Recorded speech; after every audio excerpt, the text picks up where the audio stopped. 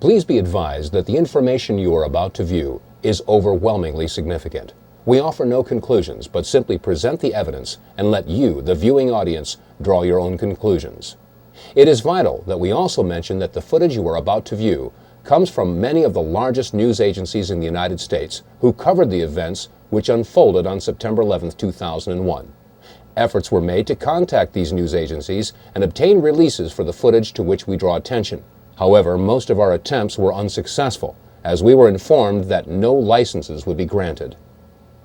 Our initial reaction was to pause and rethink our position on releasing this documentary, but after careful thought, we could not let this information be kept from the American people, and indeed from the global community, as it affects both national security and global security, respectfully.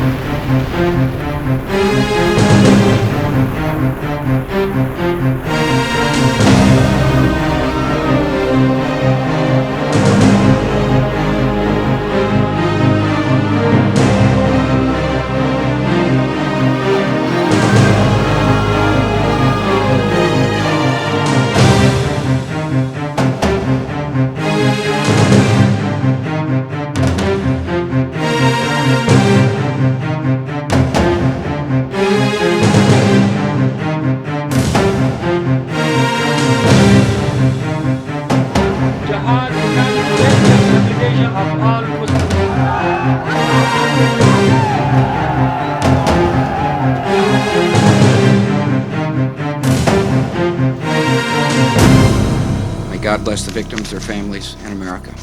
Thank you very much.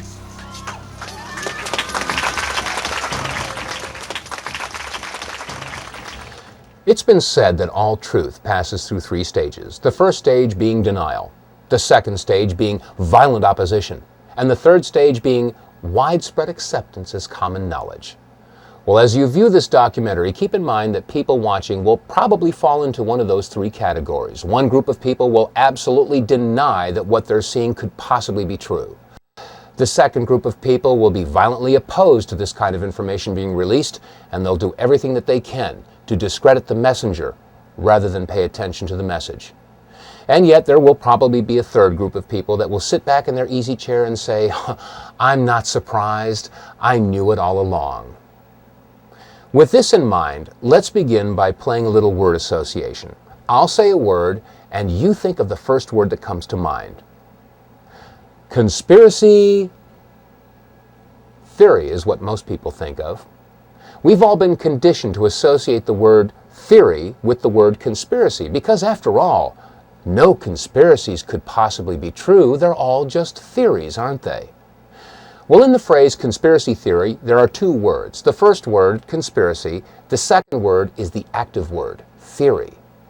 By definition, a theory is a supposition, an idea, a concept, a hypothesis. Let me give you an example.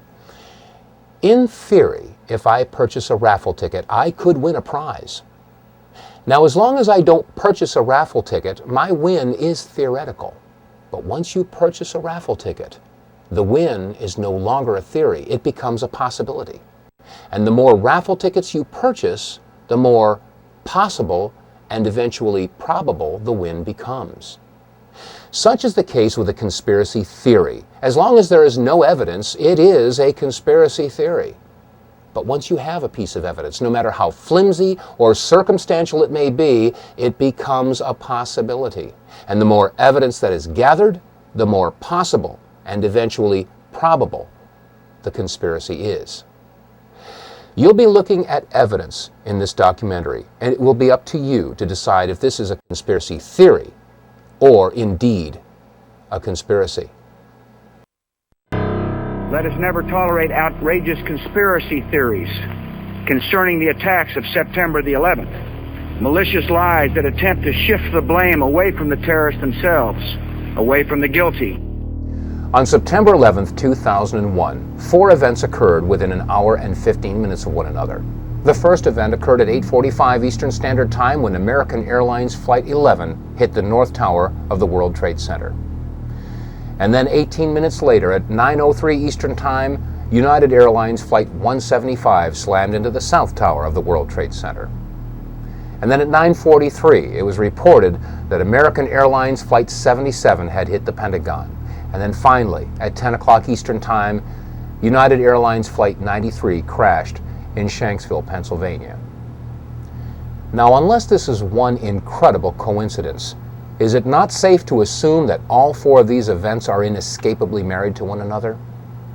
And is it not also safe to assume that if you find one person involved or a party involved with one of these events, they're probably involved in all of them? Well, following this train of thought, since there was no credible claim of responsibility, is it not safe to assume that those involved or those parties involved or agencies or groups that were involved in the events of 9/11 would do anything that they can to obfuscate, distract, or distort or cover up any information that might lead to their discovery? And if that's true, is it not also safe to assume that if you find somebody, a group, an agency, a party that is involved in the obfuscation, distraction, distortion, or cover-up of any information involved in any of the events of 9/11, does it not indicate possible involvement and even guilt in the events of 9/11? Keep this in mind as we look at the video evidence of September 11th. I mean, it was like a cruise missile with wings. Went right there and slammed right into the Pentagon. Huge explosion, a great ball of fire, and smoke started billowing out. Shortly after September 11th, as what usually happens, many conspiracy theories began to emerge as to what really happened on September 11th of 2001. And because many of these theories were not grounded with any evidence, we didn't really pay too much attention to them. However, in February of 2002, my attention was drawn to the following website, entitled Hunt the Boeing, Test Your Perceptions.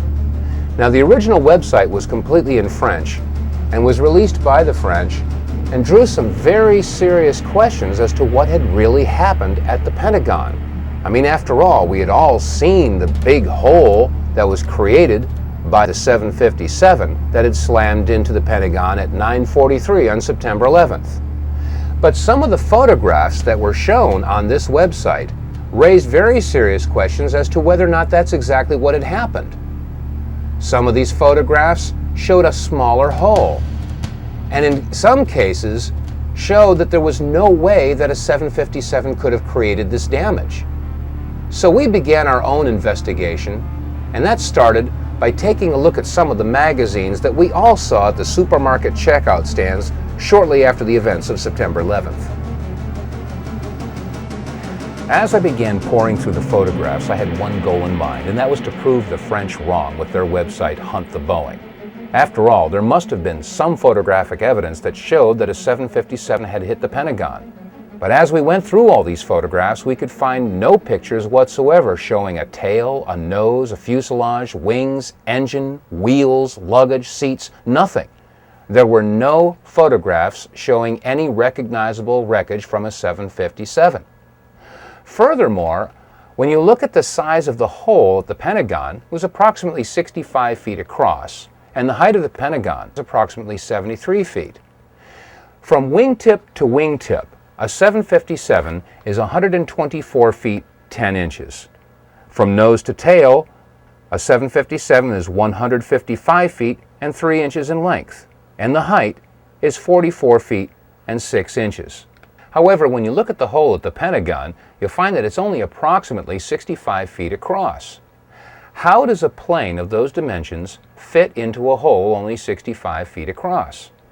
Upon further inspection, we found that the damage at the Pentagon was completely and totally inconsistent with the damage of the planes that had hit the World Trade Center. I mean, after all, the planes that hit the Trade Center created a fire so intense that it fatigued the steel and collapsed the buildings, or so that's what we were told. And yet, when you look at the left side of the Pentagon, you'll note that there is very little, if any, smoke damage or heat damage at all. On the 3rd floor, it's very plain to see a file cabinet with a computer monitor. Neither of them are damaged. On the 2nd floor, you can see a wooden desk. It hasn't burned. And on the 1st floor, a very curious sight indeed, a wooden stool with a book that is laying and open. The pages aren't even singed.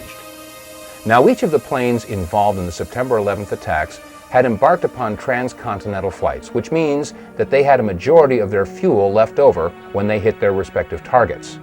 That means that approximately 8,600 remaining gallons of fuel would have been ignited on the 757 that had hit the Pentagon. Again, we look at the photograph and ask ourselves, is the smoke and heat damage consistent with that amount of fuel being ignited?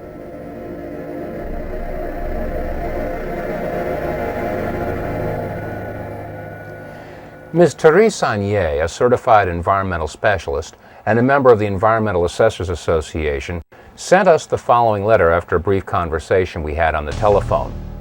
She had said to us that the amount of fuel that would have been left in the aircraft that had hit the Pentagon would basically have reduced that section of the Pentagon to rubble and would have burned for days. And that 8,600 gallons of fuel had a BTU rate of 86 million. She also stated that, looking at the total weight of this aircraft in conjunction with its velocity, the Pentagon should have been reduced to the thickness of a pancake. Also, the fuel spill of 8,600 gallons would have posed a very large soil removal and disposal project, since the contaminated soil would be considered hazardous waste under Title 40 of the Code of Federal Regulations. Also, looking at the total heat value output of the JP-8 jet fuel, at 86 million BTUs, the temperature of the fire at the Pentagon after ignition would have been in excess of 3,000 degrees Fahrenheit. You could expect this size of involvement to last for days, and it would be visible for miles. Another interesting question that is raised is in the photographs of the collapsed area of the Pentagon. If you'll note the upper floor and roof area, it appears that that area simply collapsed and does not show any impact damage from a tail section that was over 43 feet in height. How could a 757 slam into the Pentagon and not have an impact area where the tail section would have hit the upper floors? Shortly after these questions were raised and the topic was open for discussion on our radio show, The Power Hour, these 5 frames were released from a security camera at the Pentagon. The only problem is that the release of these 5 photographs seemed to raise more questions than they answered. First of all, why was the date incorrect in the lower left corner of the screen?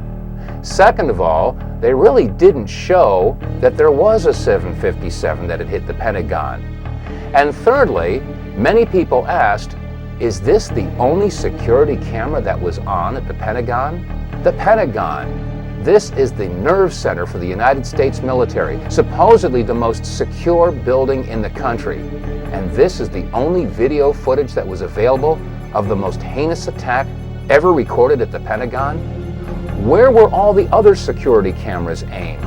What about the security cameras that were on in the hallways at the Pentagon? Every inch of the Pentagon is under video surveillance. Where are those video cameras? We also had a report about a gas station whose video camera was pointed in the exact direction where the 757 would have hit the Pentagon.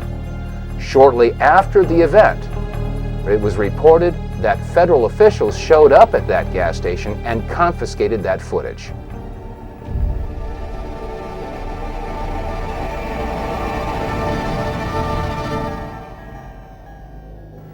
In addition to all the magazines that hit the newsstands and the supermarket checkouts, There was a flurry of book releases that hit the local bookstores and in some cases the book section of your local grocery store. One book is America Attacked, which was released by University Press of California, and it was edited by Sarah Jess, Gabriel Beck, and R. Joseph. In reference to the attack on the Pentagon, on page 194 it states, "The jet had plowed a crater 100 feet wide that ripped away the walls of all 5 stories of the building, collapsing the outermost rings which encircle the Pentagon." In this picture, we ask, do you see a crater 100 feet wide or 50 feet wide? How about in this picture or this picture? It doesn't appear that there was any crater at all. They went on to say that it had ripped away the walls of the 5 stories of the building, collapsing the outermost rings, which encircle the Pentagon. Now, there should be no question that the outer rings of the Pentagon have indeed collapsed. We've seen pictures from one angle, from another angle, and America has seen these pictures. We all assumed that that was the damage that was caused by the 757 hitting the Pentagon. But shortly after the release of the article From Deception to Revelation, we were sent some photographs that were taken apparently right after the event and before the outer walls had collapsed. When examining these photographs, we can clearly see that the area in question had not yet collapsed. In fact, there is very little evidence of a hole big enough to accommodate a 757. The hole that we do see is approximately 14 to 16 feet across. Question: how does a 757 fit into a 16-foot hole and leave no damage or wreckage on the outside of the Pentagon? These are questions that deserve serious scrutiny.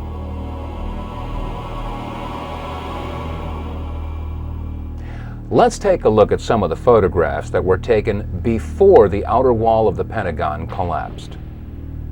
In this first photograph, we can see the firefighters pulling the hoses away from the fire truck.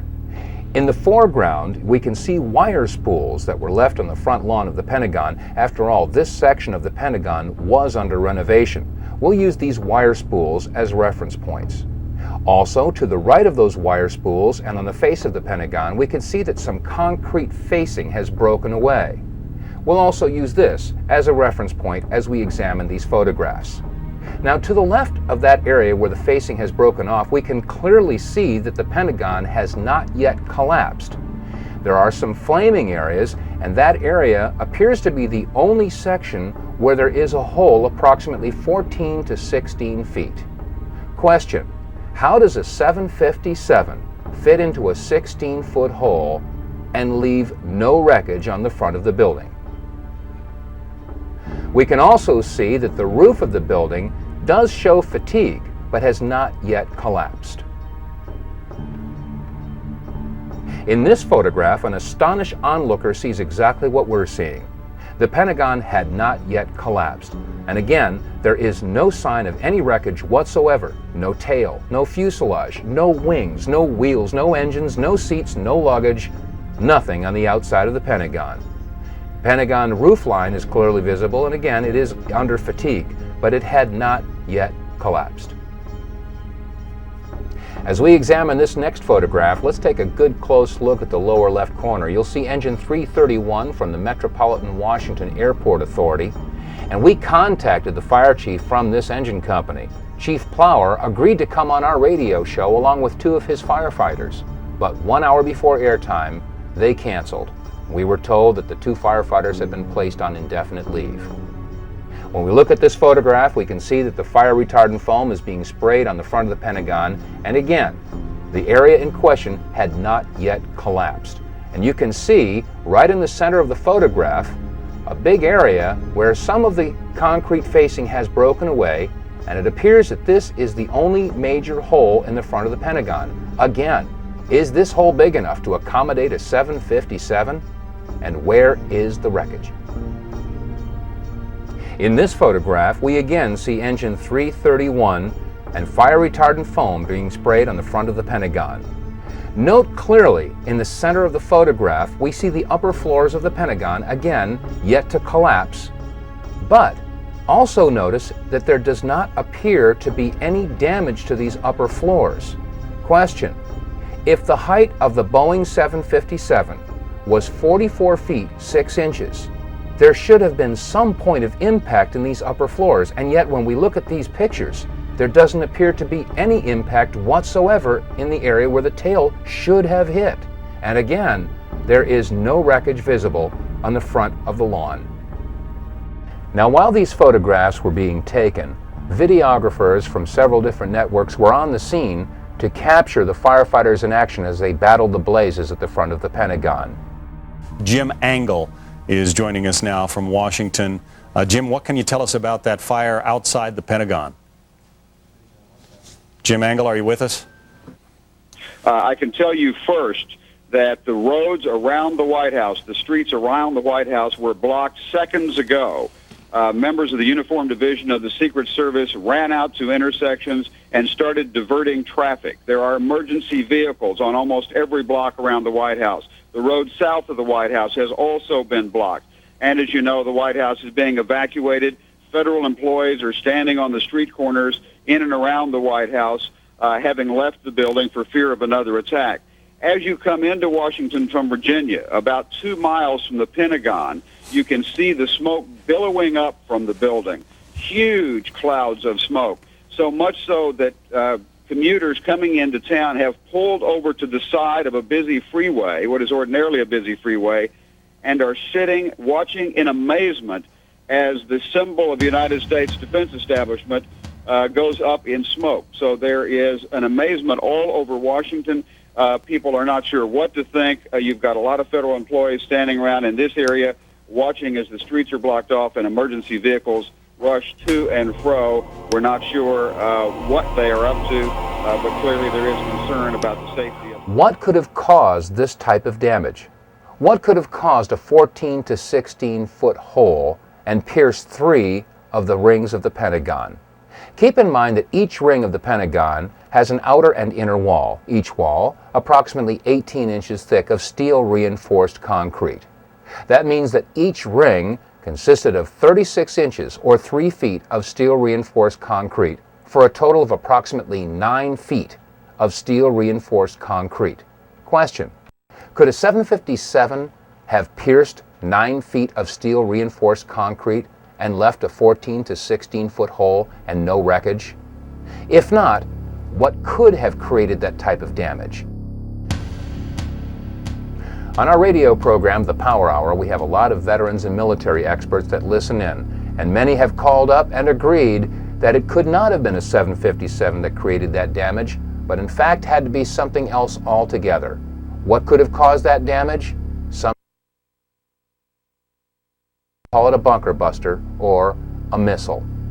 Now, as this controversy percolated through the year 2002, in January of 2003, the entire issue was resurrected when the American Society of Civil Engineers released a report entitled The Pentagon Building Performance Report. The announcement was made on CNN, and they showed an animated video that illustrated how the 757 slammed into the Pentagon and took out 50 support columns. When we again look at these photographs, I ask, do you see support columns that have been destroyed? Which support columns were destroyed? How could it possibly be that the American Society of Civil Engineers could release such a report when the photographs clearly show that the entire report is in question? There's an old saying in Tennessee, I know it's in Texas, probably in Tennessee, that says, "Fool me once, shame on you." If fool me, we can't get fooled again.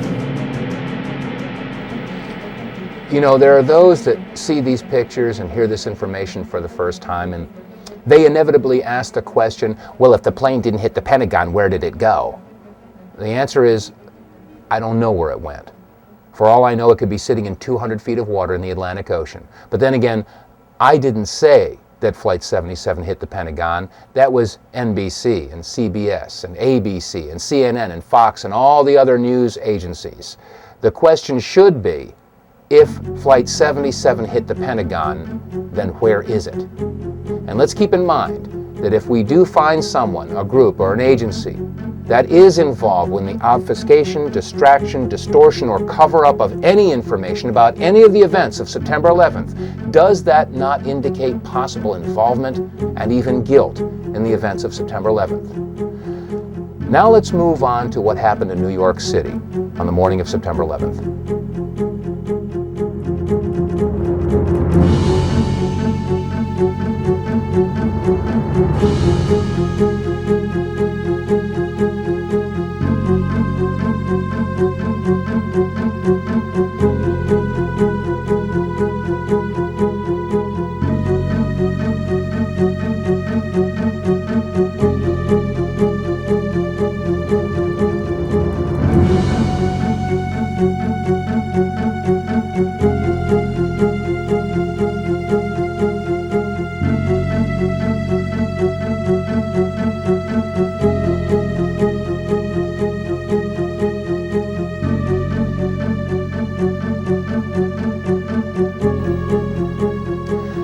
These are just a few of the images that are indelibly etched in the minds of every man and woman on the face of this planet that happened to be near a television set on the morning of September 11th of 2001.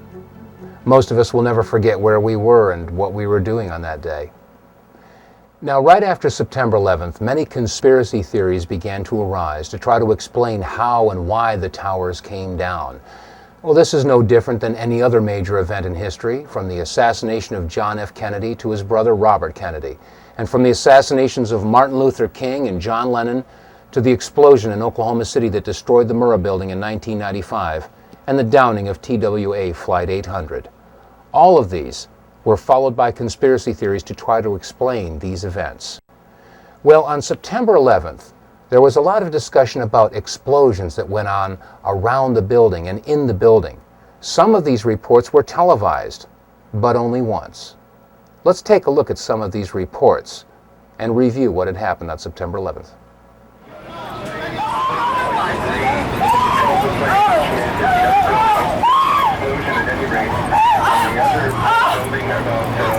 That was not American Airlines.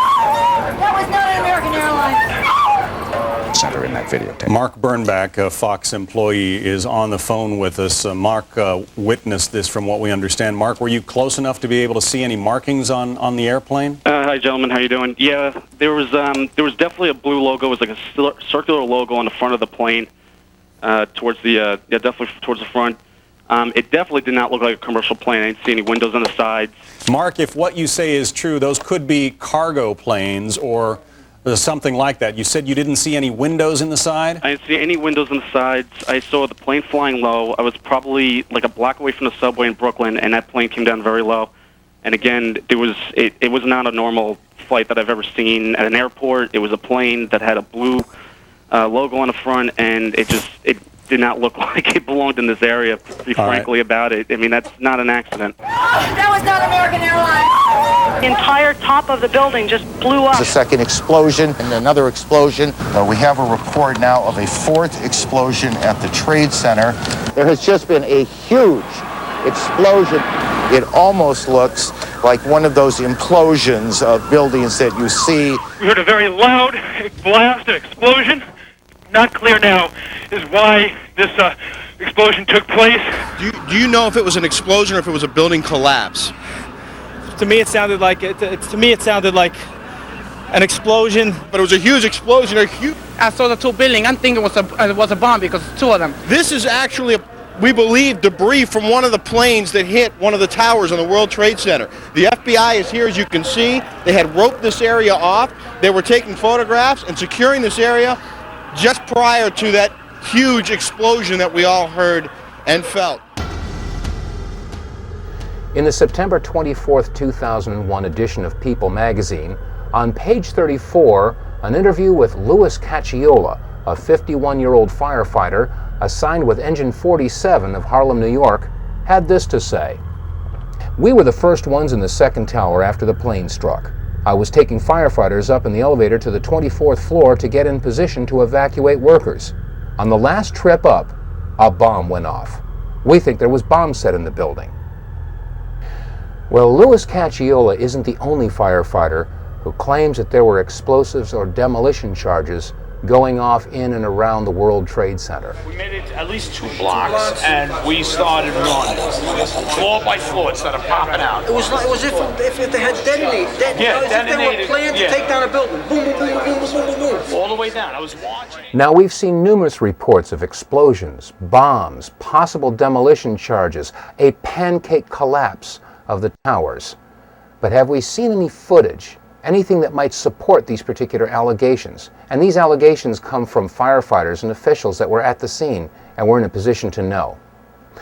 Well, there is one very interesting piece of footage that was broadcast on CNN live while they were interviewing Tom Clancy. And the amazing thing is, this footage was shown once and never seen again. Let's take a look. Now, as we look at this footage, the first thing that we want to note is that both towers are still standing. The sun had just risen in New York. It was 9:30 in the morning, so the camera is looking from the west towards the east, and the smoke is being blown towards Brooklyn, or away from the camera to the southeast. This gives you a clear view of the left side or north side of the towers in the Trade Center area. If you follow the left tower all the way down to the street level, you'll notice that you can see all the way down to the buildings below. Now the question is, if both towers are still standing and the smoke is being blown away from the towers, what is this huge plume of smoke approximately 50 to 60 stories high rising from the Trade Center area? This footage was shown once live and never repeated, as I've already said. Why were we never shown this footage again, and why has this event never been brought to the attention of the American public or the world? This is a critical event. It was never discussed or examined because it is inconsistent with a simple attack of planes slamming into towers. How could this plume of smoke be rising from the base of the towers if neither one of the towers had collapsed? There's one more important point to make when viewing this particular piece of video footage, and that is that the rising plume of smoke appears to be occurring to the north and west of the Trade Center area. Question: is there any other photographic evidence that might show an explosion or a plume of smoke that occurred to the north and west of the Trade Center towers before the collapse?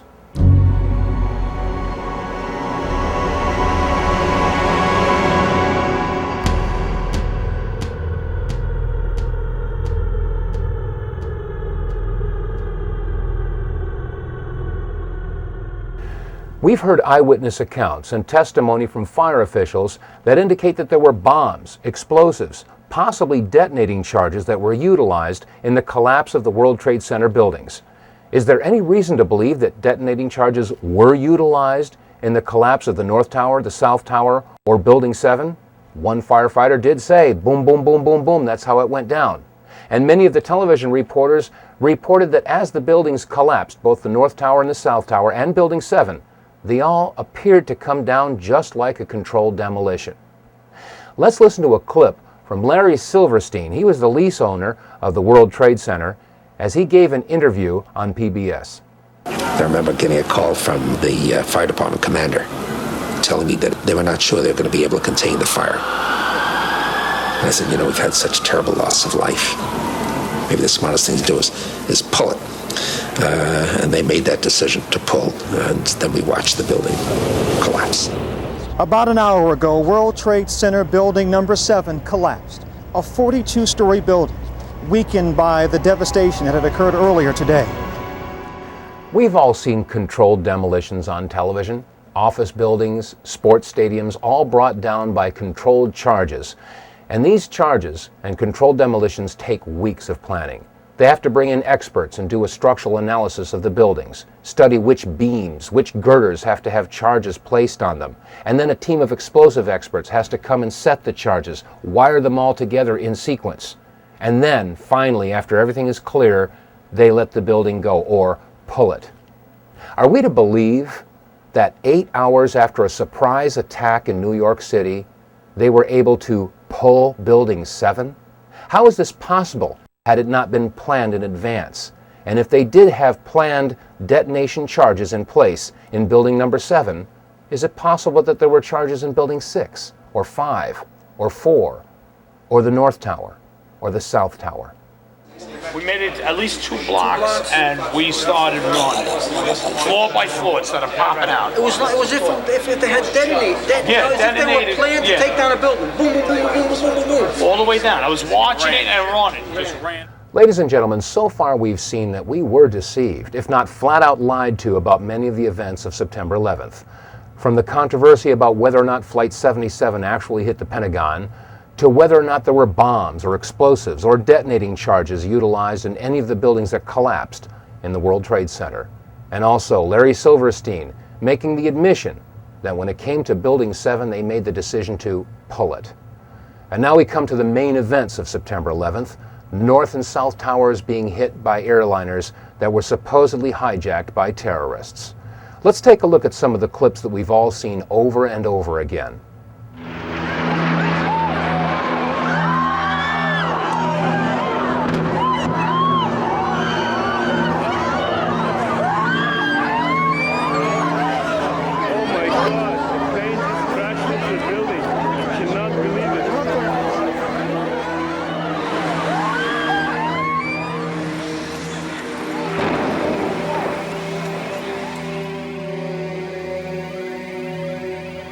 On April 15th of 2004, we received a news release that alerted us to a website that was entitled www.letsroll911.org. Phil Jahan, the webmaster for this website, had taken the video clips that you've just seen and slowed them down and examined them frame by frame, and what he found was astounding. There are several different anomalies that need to be examined and questioned. First of all, what is attached to the bottom of the plane that hit the South Tower? And second of all, what is that brief flash that occurs just as the plane makes impact? Now, when we first looked at this video footage, I said to myself, well, this video footage could very well be manipulated. So I wanted to check it out myself. Well, we went and found the DVD that we had purchased shortly after September 11th entitled America Remembers. This was directly from CNN. We took this DVD and put it in our machine and examined the very clip that you've just seen. Let's take a look at it. Let's take another look at this clip in slow motion, but before we do, keep in mind that sometimes the best place to hide something is in plain sight. We've all seen this video clip, and there have been many publications that have taken frames from this video and published them in hundreds of magazines. Here's an example. On page 3, a full-size blow-up of this picture. And in this magazine, it was published on page 4. And on the back of this book that we discussed earlier, it's on the back cover. I suggest you all take a copy of your magazines and books, and if you have the video footage, take a good hard look. We've all got this. Now let's take a look at this in slow motion. As the plane approaches the South Tower, notice carefully the belly of the plane. There appears to be something attached, and just as it hits the building, there's a flash. Let's take another look in super slow motion.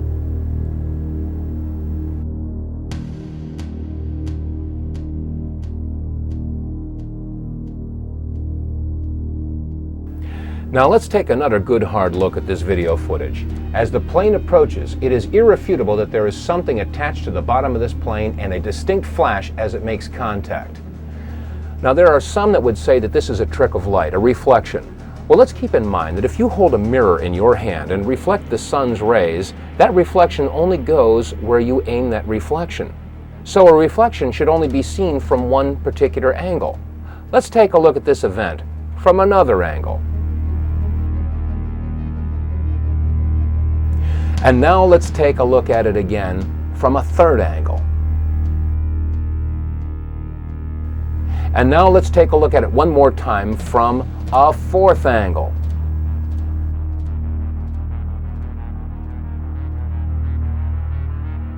Ladies and gentlemen, you've just seen a very interesting event indeed.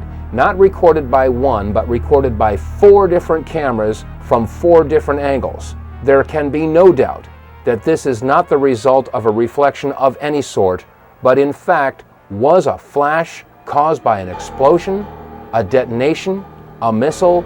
Something happened. That was not a terrorist with a box cutter. Let's take another look at the object attached to the belly of this plane and ask yourself this question. Could something this big have gone unnoticed by the passengers, the crew, the baggage handlers, the service personnel at a commercial airport? The obvious answer is no, it would have been noticed. Which raises the question, where did this plane take off from? And was it in fact a commercial airliner at all? That was not American Airlines! That was not an American Airlines! Mark Bernbach, a Fox employee, is on the phone with us. Mark witnessed this from what we understand. Mark, were you close enough to be able to see any markings on the airplane? Hi, gentlemen. How you doing? Yeah, there was definitely a blue logo. It was like a circular logo on the front of the plane, towards the definitely towards the front. It definitely did not look like a commercial plane. I didn't see any windows on the sides, and definitely very low. And I'm completely panicked. You're freaking out. I cannot believe what I just saw. We are all shaken by this. We are watching the video now back live, but the upper floors of the World Trade Center in Manhattan in flames now after apparently two large airplanes, we're talking about jetliners here, slammed into the sides right around 9 o'clock this morning. Mark, if what you say is true, those could be cargo planes or something like that. You said you didn't see any windows in the side? I didn't see any windows on the sides. I saw the plane flying low. I was probably like a block away from the subway in Brooklyn, and that plane came down very low. And again, it was not a normal flight that I've ever seen at an airport. It was a plane that had a blue logo on the front, and it did not look like it belonged in this area. Now, we've just heard testimony that refutes the official report that a commercial airliner hit the World Trade Center. Well, if it wasn't a commercial airliner, it would have to be either a private or a military aircraft, and I think we can rule out private aircraft. Now, if this was a military plane, that would explain the possibility that there was something mounted on the belly of the plane. Now, Phil Jahan, webmaster of the website letsroll911.org, and many other people have postulated that this indeed was a pod of some sort mounted to the belly of the plane. Many of our listeners are ex-military and have agreed that this is a distinct possibility. When you couple this with the mysterious flash that occurs on the side of the World Trade Center just as the plane makes contact, I think we can probably agree that there was some sort of an incendiary or an explosive that would serve as a match to ignite the enormous amount of fuel that would be dispersed as soon as the plane hit the building. Let's take another look at this one clip, and you'll notice that the flash is a separate event than the contact of the fuselage as it hits the building. Some folks have stated that the flash was a result of the fuselage making contact with the Trade Center building. But as you can see, the flash is indeed to the right of the fuselage, and in fact, as the fuselage makes contact with the World Trade Tower, you can see a reflection of the flash in the fuselage, which further supports the contention that these are two separate events.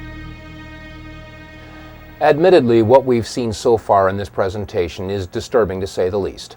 To find that we were not necessarily told the truth about what happened at the Pentagon on September 11th, and now, according to the clips that you've just seen and the testimony that you've just heard, there was a whole lot more to the story when Flight 175 hit the South Tower.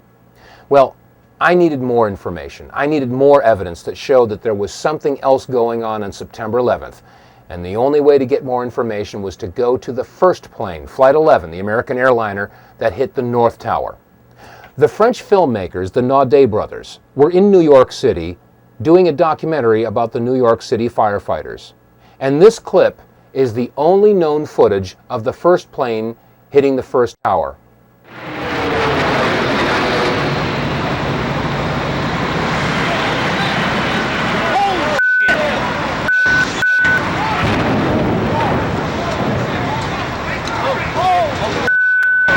Let's take another look at this video clip, this time in slow motion. You'll notice that as the plane approaches the tower, first of all, we're too far away to get a clear shot in any detail of the plane. So therefore, it's hard to make out whether or not there was anything attached to the bottom of this plane, as was the case with Flight 175. However, there is another similarity. Just as the plane makes impact, there is a flash. Let's look at it again, and keep in mind that as we watch this plane make impact, this flash occurs just before the plane crashes into the North Tower. This time, as we watch this clip, note the shadow rising from the lower right of the Trade Center tower, and keep in mind that the shadow won't reach the impact point before the plane and vice versa. This is very important because the flash occurs before the shadow and the plane meet. This time, let's look at this clip in reverse. You'll notice that as the plane slowly backs out of the North Tower, it is clear of the tower, and then the flash occurs, indicating that the flash occurred before the plane made impact on the North Tower. One more time, this video clip showing the flash as the plane hit the North Tower.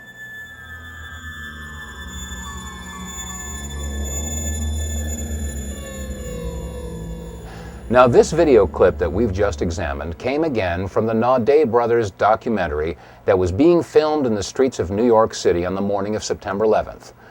This documentary about the New York City firefighters was going to be assembled at a later date, and it was not televised. In fact, there was no live coverage at all of Flight 11 as it hit the North Tower. After all, it was a surprise attack.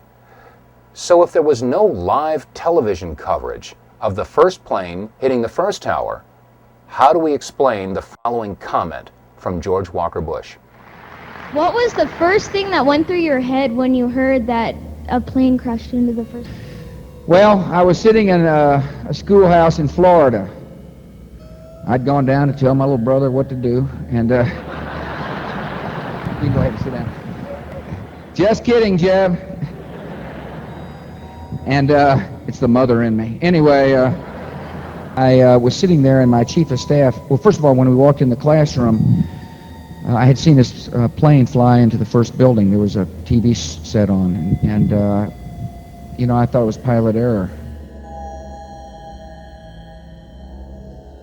You know, right off the bat, there will probably be some folks out there that will try to minimize or negate what we've discussed in this program and turn it into some sort of a political football. They'll say we're left-wingers, or we're Democrat, liberal types, and we're Bush bashing.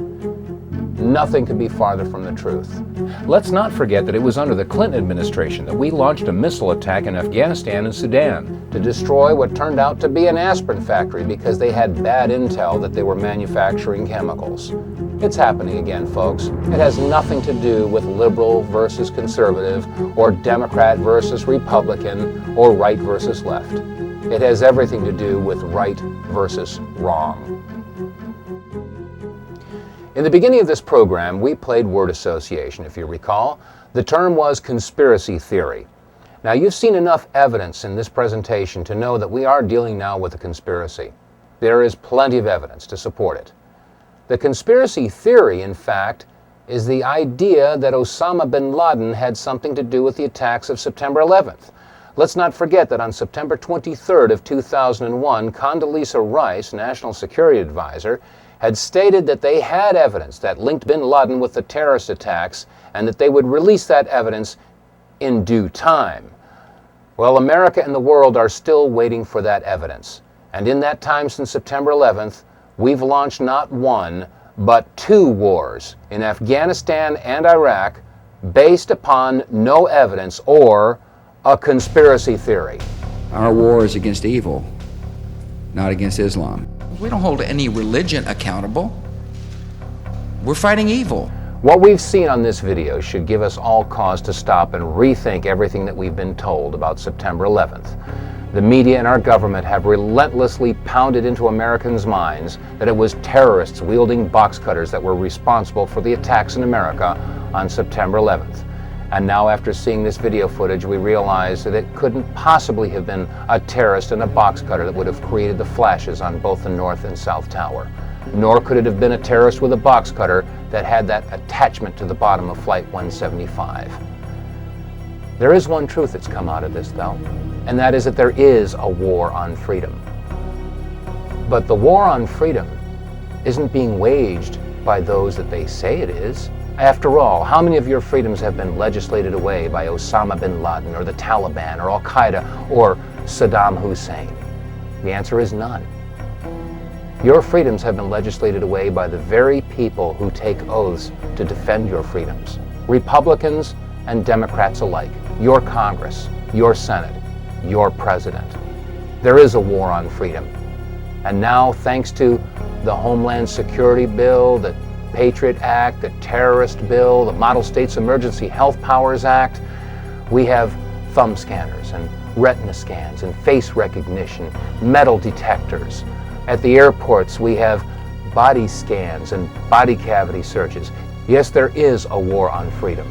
And let's not forget what George Bush had said in regard to conspiracy theories. Let us never tolerate outrageous conspiracy theories concerning the attacks of September the 11th. Malicious lies that attempt to shift the blame away from the terrorists themselves, away from the guilty. Every nation in every region now has a decision to make. Either you are with us or you are with the terrorists. Much calmer situation and a much better evacuation. And these people. My son was murdered! Let's ask some real questions. Is that unfair? And what about the bunker? You didn't ask him about the bunker, the Office of Emergency Management bunker on fire? We are getting ready for the next panel. Remember this.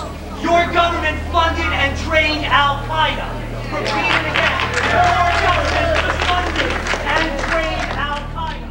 And now I ask all of America and the people of the world, where's your line in the sand?